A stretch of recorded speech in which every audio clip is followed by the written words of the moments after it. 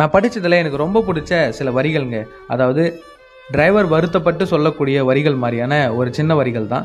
என்ன அப்படின்னா, பெண் தேடும்போது கேவலமாகவும் ஆம்புலன்ஸில் போகும்போது கடவுளாகவும் தெரிபவன் டிரைவர் அப்படிங்கிற அந்த வரிகள். ஆமாங்க, இது பார்த்தோம்னா 100% உண்மை அப்படின்னு தான் சொல்லலாம். என்ன அப்படின்னா, நம்மள நிறைய பேர் பார்த்தோம்னா, இப்போ ஒரு டிரைவருக்கு பொண்ணு தேடுறாங்க அப்படின்னா, டக்குன்னு டிரைவரா ஐயோ அது வேணாம்ப்பா அப்படின்ற மாதிரி ரிஜெக்ட் பண்ணிருவாங்க. வேணாம் அப்படின்ட்டு ஒதுக்கிடுவாங்க. அதே ஆம்புலன்ஸில் போகும்போது அவங்கள கடவுளாக கையெழுத்து கும்பிடுவாங்க அப்படின்னு சொல்லக்கூடிய அந்த வரிகள்ங்க. ஆமாங்க, டிரைவருக்கெலாம் பார்த்தோம்னா நிறைய பேர் பொண்ணு தரமாட்டேன்றாங்க. அதாவது டிரைவரா அதுக்கு ஏதாச்சும் ஆயிடுச்சுன்னா என்ன பண்ணுறது, பொண்ணு வாழ்க்கை அப்படின்ற மாதிரி யோசிச்சு டிரைவருக்கு பொண்ணு தரத்தே கிடையாது.